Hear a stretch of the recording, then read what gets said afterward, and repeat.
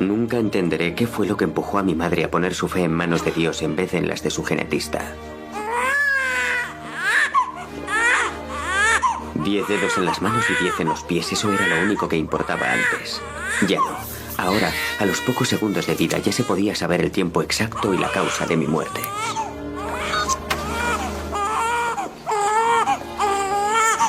Lesión neurológica, 60% de probabilidad. Depresión maníaca, 40% de probabilidad. Trastornos por falta de concentración, 89%. Trastornos cardíacos, 99%.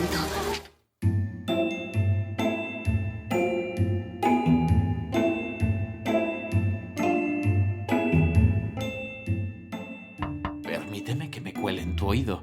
Esta voz que estás escuchando, en realidad no soy yo. Son chisporroteos eléctricos en el interior de tu cabeza. Tu particular versión de mí, Ignacio Crespo, médico y divulgador científico. Y ahora que habito dentro de tu cerebro, ya podemos empezar Mentescopia, un podcast de Cibersam financiado en convocatoria competitiva por la FECIT.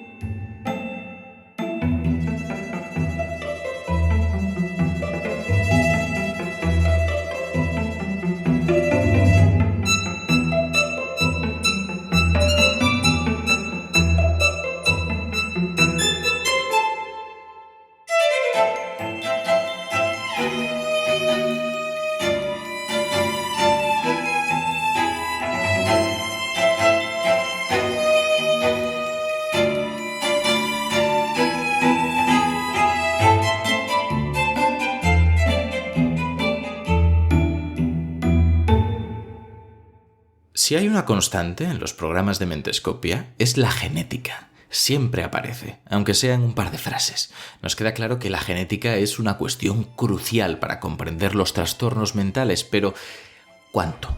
¿Hay enfermedades que estén completamente determinadas por la genética? ¿Sabemos cómo aprovechar ese conocimiento teórico para ayudar a los pacientes?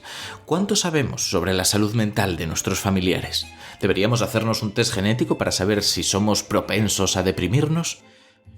Para responder a todo ello contaremos con Elisabeth Vilella, que es la jefa del grupo del Cibersam en la Fundación Instituto de Investigación Sanitaria Pere Virgili, Hospital Universitari Institut Pere Mata. Colabora con el Instituto de Investigación Sanitario Pere Virgili y con la Universidad Rovira Virgili. Muchísimas gracias por estar con nosotros, Elisabeth. A vosotros igualmente. El placer es nuestro porque vamos a hablar de algo que en realidad estamos aplazando. Estamos aplazando desde el primer programa de Mentescopia en el cual ya nombrábamos cuestiones genéticas y dejábamos claro que vale, la genética es importante, pero a la vez la genética no lo es todo. Y esto supongo que es una cantinela que a todo el mundo le ha quedado en la mente. Pero, ¿dónde está ese equilibrio entre ser importante pero no hacerlo exactamente todo? Hablaremos de todo esto. La primera pregunta, si te parece, para ir centrándonos, es la siguiente. ¿Cuándo empezamos a darnos cuenta de que algunos trastornos mentales estaban relacionados con cuestiones genéticas? Y aparte de esto, si puedes respondernos, si hubo resistencias a entender biológicamente lo mental. Pues mira, voy a contestarte por partes, que tu pregunta tenía como 3 preguntas a la vez. Sí.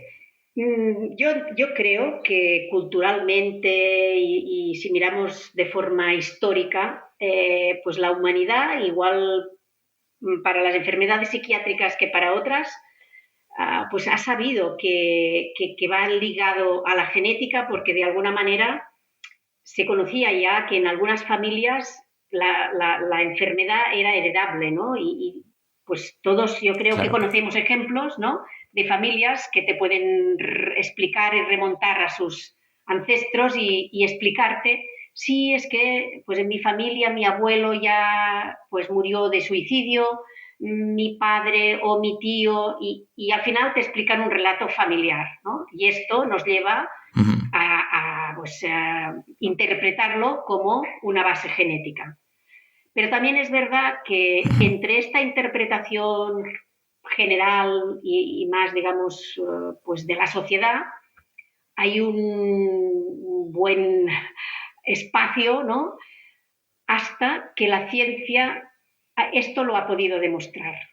Y los primeros estudios que demostraron que las enfermedades psiquiátricas tenían una base genética se basaron en estudios precisamente de familias y fueron del siglo pasado, pero de mediados finales del siglo pasado. O sea, no más de 100 años. Y la última gran aportación de la ciencia a la base genética de las enfermedades psiquiátricas, que ha sido casi como una revolución, esta sí que es de hace pocos años. Y en este caso, pues nos remontamos como mucho a 20 años. Como mucho. 20 años Solo. O sea que realmente es algo novedoso. Y respondiendo a la última parte de tu pregunta, pues yo creo que sí que ha habido y sigue habiendo una reticencia a pensar o a querer aceptar que estas enfermedades de nuestro cerebro, que estas enfermedades psiquiátricas, tienen una base genética. Cuesta.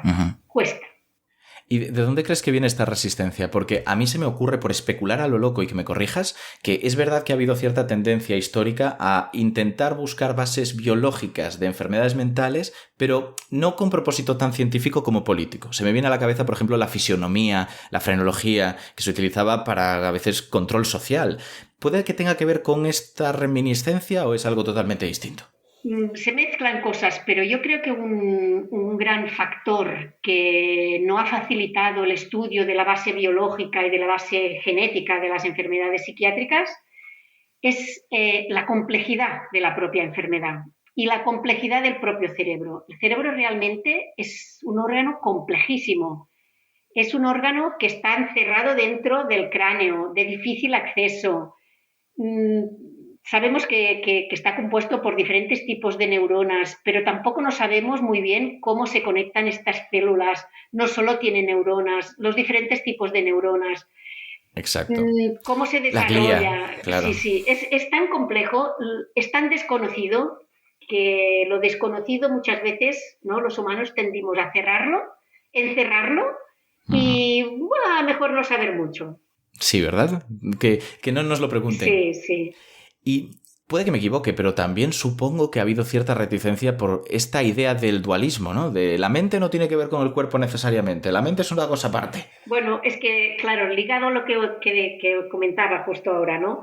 El hecho de desconocer también favorece que aparezcan otras teorías menos científicas, ¿no? Y una gran parte de la explicación de qué le pasa a nuestro cerebro, sobre todo cuando está enfermo, cuando no entendemos, ¿no?, la psicosis, cuando no entendemos la depresión, pues al final los humanos buscamos explicaciones en otras ciencias, en otras teorías, en otros ámbitos, y esto ha llevado a relacionar o a que la salud mental muchas veces vaya más ligada a otras disciplinas que no son la ciencia, ¿no? Más esotéricas, más espirituales o más lo que sea, claro. ¿no? Pero nosotros estamos hoy aquí para hablar de ciencia, así que vamos a volver a la genética y te voy a hacer otra pregunta relacionada. Porque como mi formación es médica, yo cuando pienso en genética siempre digo, ojo, pero estamos hablando de genética porque es heredado o de genética como algo que ocurre de repente en una persona, una mutación como puede ocurrir en los cánceres.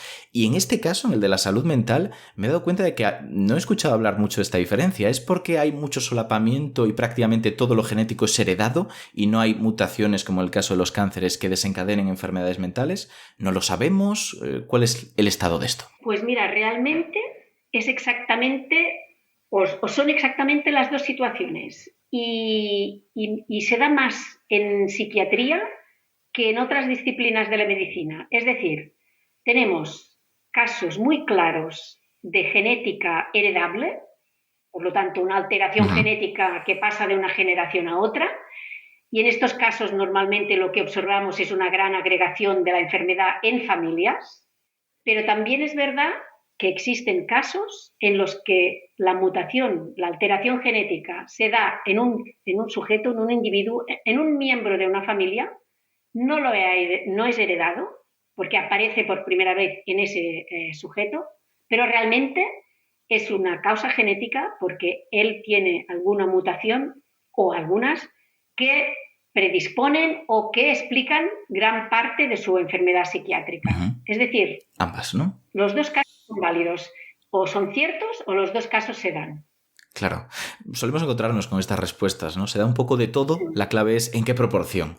Voy a preguntarte algo que tal vez sea más dicotómico, porque siempre estamos hablando de esas dos proporciones entre que un trastorno mental esté causado por el entorno, pero también en parte por la genética. ¿Hay algún trastorno mental que sepamos o creamos saber que no tiene que ver con motivos genéticos en absoluto? Porque si hablamos de trastorno bipolar, si hablamos de esquizofrenia, acaba saliendo el tema genético, pero ¿hay alguno donde no salga? No, porque de hecho que no salga la genética no es en nada de nuestro organismo, de nuestra Me imagino, por eso patología. pregunto. Incluso en las infecciones hay algo de genético, ¿no? Porque al final nuestra composición genética nos hace más vulnerables a la infección por un virus, y tenemos el ejemplo, ¿no?, que ahora todos conocemos del coronavirus. Pues lo mismo para otras enfermedades, y lo mismo se da en las enfermedades psiquiátricas. O sea que algo de base genética hay para todos los diagnósticos psiquiátricos. Pero es verdad que, por ejemplo, la depresión, si no hablamos además de la depresión mayor, sino de estas depresiones adaptativas, pues este sería un ejemplo de enfermedad muy ambiental, muy determinada por los factores, las vivencias o aquello que la persona está experimentando, con poca carga genética. Pero algo de carga genética también, porque ante un mismo factor ambiental, como puede ser la muerte de un pariente, pues unas personas se adaptan perfectamente y pueden pasar ese periodo difícil, doloroso, pero lo pueden pasar sin una depresión, y otras personas, pues porque tienen unos factores genéticos de predisposición a manejar peor estas situaciones, a no adaptarse a estas situaciones, pues puede que sufran una depresión. Este sería el concepto clave, ¿no? La palabra predisposición, que no siempre está totalmente determinado, sino que a veces es un factor que predispone. Y que hay un rango. Pues hablando de rangos, vamos a ir al otro lado de este rango, de este espectro, porque te he preguntado por casos en los que la genética no tenga nada que ver. Y volviendo a analogías con la medicina, se me ocurren enfermedades genéticas que la genética lo dice todo en ese caso, que ya no es que predisponga. Por ejemplo, el Huntington, una enfermedad neurológica que si tú tienes esa expansión de tripletes al final de tu cromosoma, vas a tener Huntington, con total seguridad. ¿Hay algún caso así en salud mental que no dependa del entorno y que sepamos que es totalmente genético? Pues sí. Hay algunos casos, haylos, y son poco frecuentes, también es verdad, pero hoy en día ya sabemos por los estudios genéticos que algunas mutaciones se asocian o son causantes de un diagnóstico psiquiátrico 100% seguro. Pero igual que en el caso de la corea de Huntington, al final hay una modulación ambiental siempre. Y no solo ambiental, incluso también por parte de otras variantes de nuestro genoma. O sea, que una sola mutación no explica el 100% de una enfermedad. No, el 100% de la expresión no, claro. La presencia de la enfermedad puede ser, pero no cómo se expresa. Sí, pues eso también se da en las enfermedades psiquiátricas. Y tenemos casos claros, sobre todo pues de autismo, esquizofrenia, de depresiones mayores, de trastorno bipolar, ¿no? Pero tendríamos que ir a buscar los casos concretos, ¿no? Familias, casos. Claro. No es de una forma general, o no es en el porcentaje más grande de los casos, ¿no? Claro. Nos está diciendo que todos los casos de trastorno bipolar tengan este tipo de condicionamiento genético, sería el sino extremo, algunos, ¿no? Más que en otras. Sí. Claro. Hay un extremo en el que sí, que la genética lo explica, casi al 100%. Claro. Esto es algo muy importante, entiendo, porque siempre estamos diciendo lo que aporta que un paciente conozca su entorno, los factores que predisponen para que tenga determinada enfermedad o determinado problema, y en realidad que tengas antepasados o parientes con trastornos mentales es muy determinante, pero apenas hablamos de eso. Hay cierto tabú, ¿no?, para compartir estas cosas. Casi que sorprende, llegas a los 30 años y en algún momento coges una conversación a media entre tus familiares y te hablan de un tío que pues posiblemente tuvo una depresión mayor y por eso se suicidó, y no lo sabías. ¿Crees que si habláramos de esto un poco más, podríamos orientar mejor algunos diagnósticos, o al menos antes de que ocurra el debut? Sí, y de hecho, volviendo a otros ejemplos y a otras enfermedades, y tú eres más joven, pero igual también lo has vivido, esto pasaba igual con el cáncer antes.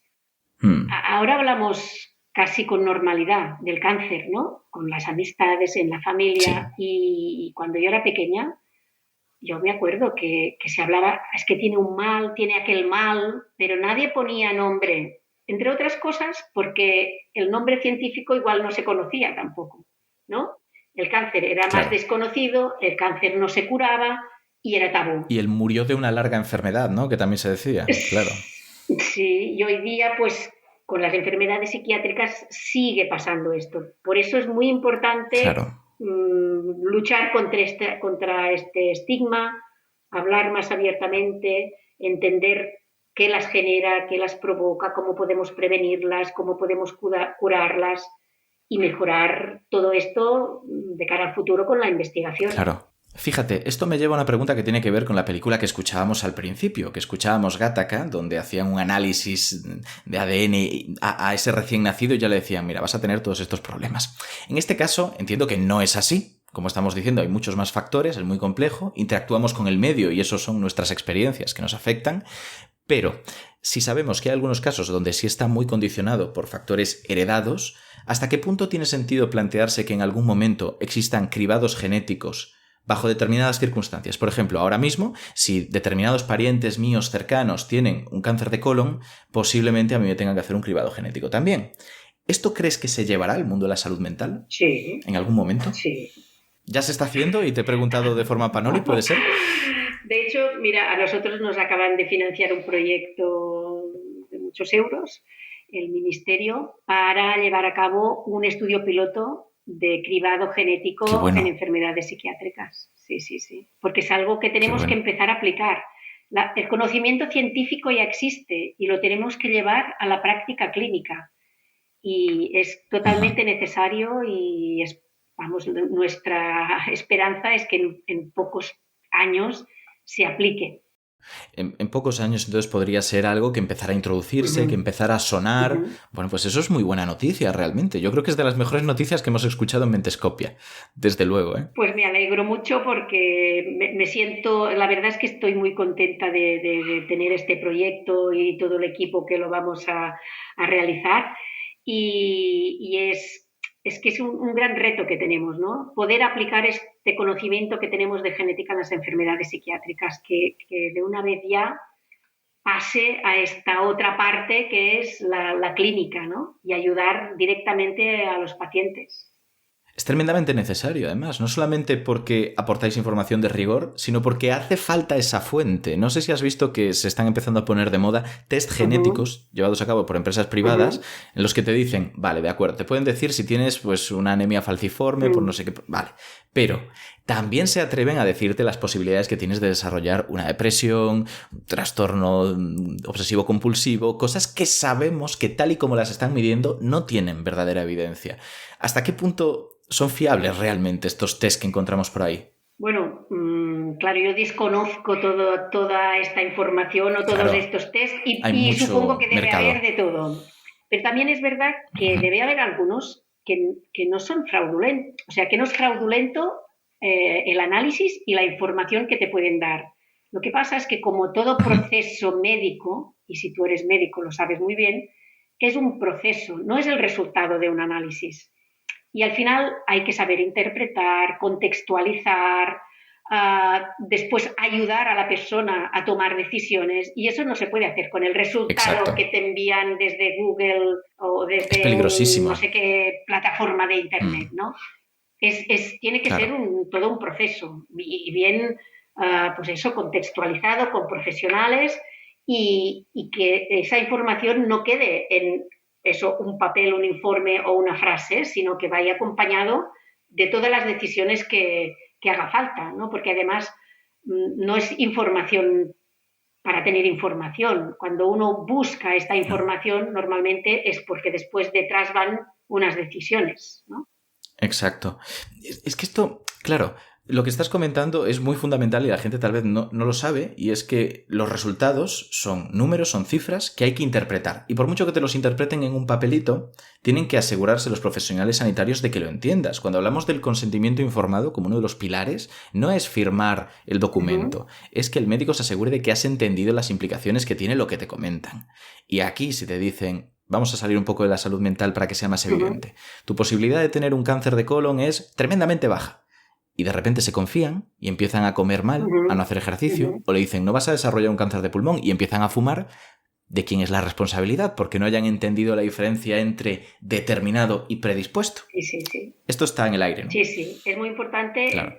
Y además, pues esto que añadido, digamos, a la información del momento y las implicaciones que pueda tener, es que esta información genética además es dinámica, para decirlo de alguna manera. Es decir, si te secuencian el genoma a día de hoy, todo el genoma, pues estarán allí todas las palabras de tu libro, ¿no? De tu genoma. Y hay cosas que hoy podemos interpretar, pero habrá otras que hoy en día no podemos interpretar y sí podremos dentro de 5 años. Con lo cual esta información es dinámica y esta información, los expertos son los que pueden, de forma pues seguida y continuada, ir reinterpretando. Por lo tanto, claro. Es complejo desde varios aspectos y desde varios puntos de vista, ¿no? Esto también entiendo que tenía que ver con lo que decías al principio de por qué hemos tardado tanto en poder aplicar todo esto. Muchas veces no es que un gen concreto tenga un efecto, sino que los genes interactúan entre sí, tienen una expresión conjunta y claro, si empiezan a afectarse, a modularse, a hacer cosas, ostras, las interacciones que hay para analizar son complejísimas. Muchísimo. Y por eso hay que pues, ser cautos, ¿no? Ir acumulando información para saber pues, los genes que implican, en qué etapas de la vida son relevantes, qué funciones tienen. Por ejemplo, porque esta pregunta me la hacen muchas veces, ¿no? Y pues si sabemos que esta alteración genética es mala, ¿podemos eliminar este gen, o sea, aplicar la terapia génica y así se resuelve el problema? Pues la verdad es que seguramente no es tan sencillo, ¿no? Y es que además estamos descubriendo que en muchos casos genes que están implicados con enfermedad psiquiátrica a la vez o alteraciones genéticas que predisponen a la enfermedad psiquiátrica a la vez son muy importantes, por ejemplo, para etapas del desarrollo del cerebro. Y no los podemos eliminar porque no se formaría nuestro cerebro. Lo que pasa es que cuando el cerebro ya se ha formado, esta variante genética puede ser perjudicial cuando no era, pues claro, cuando eras niño, ¿no? Y claro, toda esta información que vamos ahora pues adquiriendo y acumulando, bueno, nos está diciendo que cuidado, que con la genética y con los análisis y con estos primeros test podemos ayudar, pero que no se pueden tomar tampoco decisiones sin pensarlas muy bien, ¿no? Claro, esto es un poco el otro lado de lo que estábamos comentando, ¿no? Muchos genes que tal vez pueden tener una misma consecuencia y ahora es un gen que puede tener distintas consecuencias en el organismo. Esto es lo de la pleiotropía que se llamaba, ¿no? Sí, esto, la pleiotropía. Sí, que un gen tiene diferentes funciones o porque se expresan diferentes células y en cada célula tiene una función o porque, pues eso, durante el neurodesarrollo, cuando se forma el cerebro, tiene una función y después cuando el cerebro ya es adulto, este mismo gen pues tiene otra función y esto se puede dar. Sí. ¿Cambia el contexto? Sí. Que esto es importantísimo, la relación con el contexto. Fíjate, has hablado de la terapia génica y has comentado que es muy complicada, pero yo quiero hablar un poquito más de ella, a ver qué es lo que ocurre realmente ahora, porque me interesa saber si ahora mismo es una realidad, aunque sea de forma más sutil tal vez, en cuestiones de terapia de salud mental, quiero decir.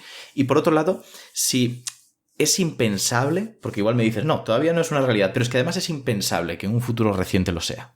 En este momento, al menos que yo sepa, no hay ningún ejemplo en humanos de terapia génica, nada de nada. En relación a enfermedad psiquiátrica, nada de nada. ¿Que lo pueda haber en el futuro? No se puede descartar. Podría, y es que además las tecnologías avanzarán también mucho y quizás no será una terapia génica como la terapia génica inicial, que era sustituir el gen erróneo por el gen, digamos, salvaje, ¿no? Ujú. Pero igual sí que podremos, con metodologías más sofisticadas, modular la expresión de los genes. Y eso igual sí que es un método más sutil, ¿no? Más fino de ajustar la función de un determinado gen en el cerebro, ¿no? Claro. Esto es muy interesante, pero en parte también es interesante como contraposición, porque posiblemente la gente diga, ¿cómo puede ser que no hayan hablado de la terapia génica en un programa dedicado a genética y salud mental hasta el minuto 20 y pico? Y es que normalmente no pensamos que conocer la genética también ayuda al cribado, a actuar antes, a poder prevenir.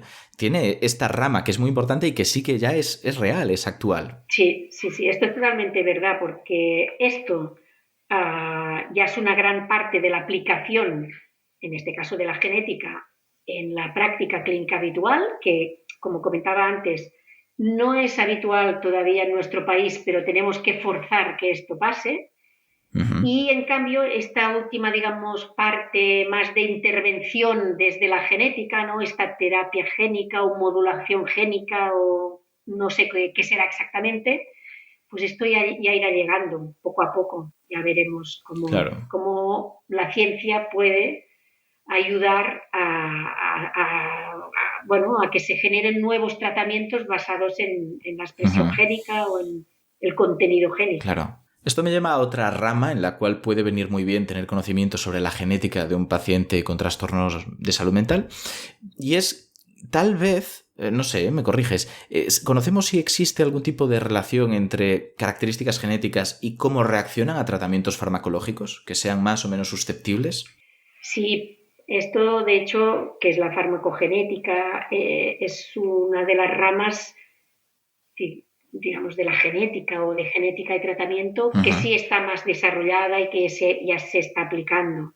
Y consiste en, Claro. bueno, hacer un análisis de aquellas proteínas que sabemos que están involucradas en la respuesta al tratamiento, en este caso, pues tratamientos farmacológicos psiquiátricos, y ajustar las dosis o el tipo de fármaco a utilizar en función de la genética del paciente. Esto se puede aplicar ya hoy en día. Que realmente parece algo clave cuando tenemos en cuenta que resuena mucho, ¿no? Con esto de medicina de precisión, medicina personalizada, que se suele llamar en los medios. Sabemos que todos somos distintos, que no nos afectan igual las mismas cosas y que el tratamiento, ¿por qué no puede estar, pues eso, personalizado?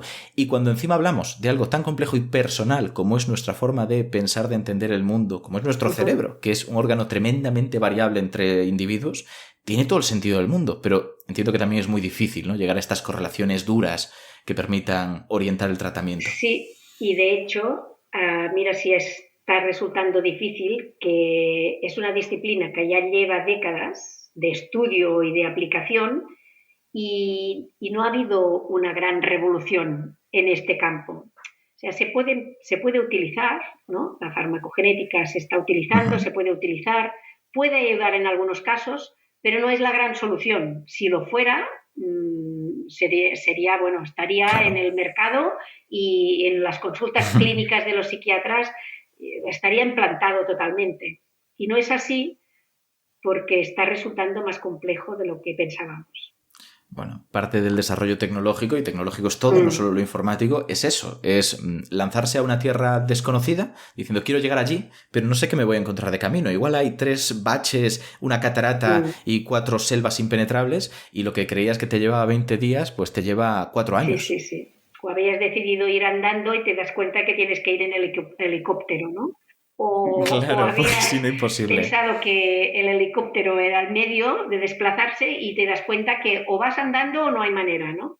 Y sí, Claro, sí. el ejemplo del helicóptero me gusta mucho porque también imagínate que te planteas hacer esto antes de haber inventado el helicóptero. Y esto pasa, si te planteas un reto muy complicado antes de haber inventado los medios necesarios para que técnicamente sea realizable, ahí te quedas. Hay muchas cosas que igual podríamos haber descubierto antes, pero necesitábamos resonancias magnéticas funcionales, necesitábamos secuenciación del ADN y estaban en stand-by. Sí, sí, exactamente. Y de hecho, para entender mejor el cerebro humano, nos hace falta mucha metodología, tecnología que todavía no conocemos.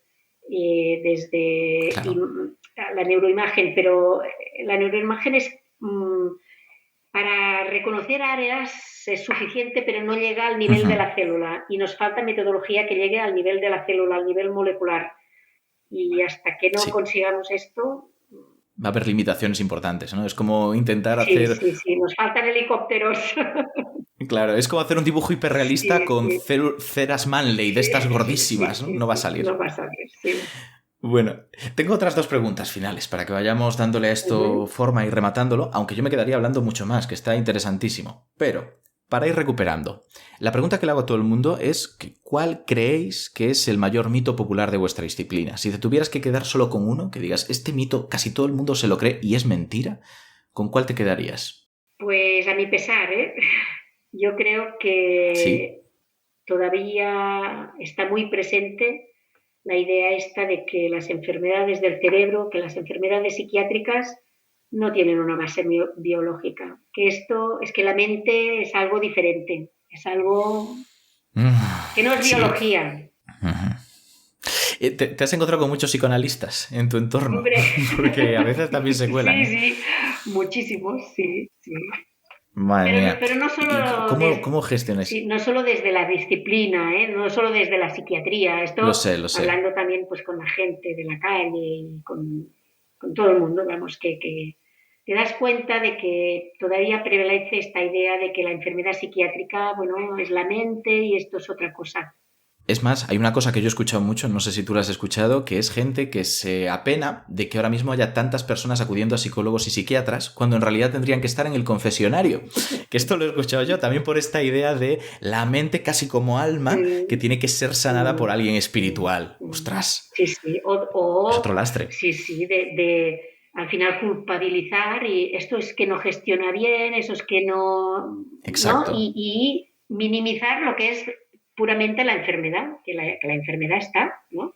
Cuando está. Totalmente. Y si no está, ya lo dirán los especialistas, ¿no? Eso es. Vale, última pregunta. Si tuvieras entonces que resumir el concepto más importante de todo lo que hemos estado contando, porque ya nos has hablado del mito, pero ahora un concepto para quedarnos con ese regusto, con esa idea grabada a fuego, ¿cuál sería? Pues que las enfermedades psiquiátricas tienen una importante base genética y que tenemos que hacer mucha investigación en este campo para poderlo utilizar ya en la práctica clínica. Porque utilizando esta información genética podremos mejorar muchísimo en prevención, podremos mejorar muchísimo en tratamientos, en calidad de vida de las personas. Y esto es algo que entre todos, no solo los científicos como nosotros, sino en general la población, tenemos que empujar para que sea una realidad. Pues me parece que no puedo añadir nada más, totalmente de acuerdo. Cuando no tenemos el conocimiento teórico, pues aún hay esa salvedad, pero si tenemos conocimiento teórico que no se está aplicando del todo todavía, por el motivo que sea, hay que hacer un esfuerzo especial ahí. Pues muchísimas gracias, Elizabeth, por venir a contarnos todo esto y a desmitificar y a explicar bien cómo funciona todo este mundo de la genética en la enfermedad mental. Un placer. A vosotros, muchas gracias por la oportunidad.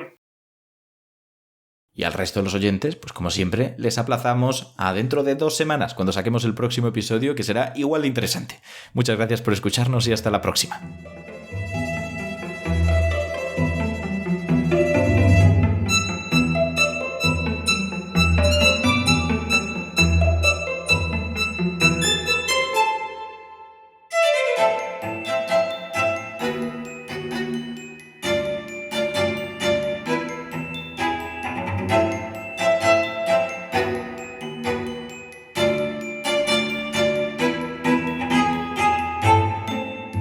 Mentescopia es un proyecto impulsado por el Grupo Multidisciplinar de Psiquiatría Translacional perteneciente a la red Cibersam, con la colaboración de la Fundación Española para la Ciencia y la Tecnología, Ministerio de Ciencia e Innovación, FECID, y Angelini Pharma.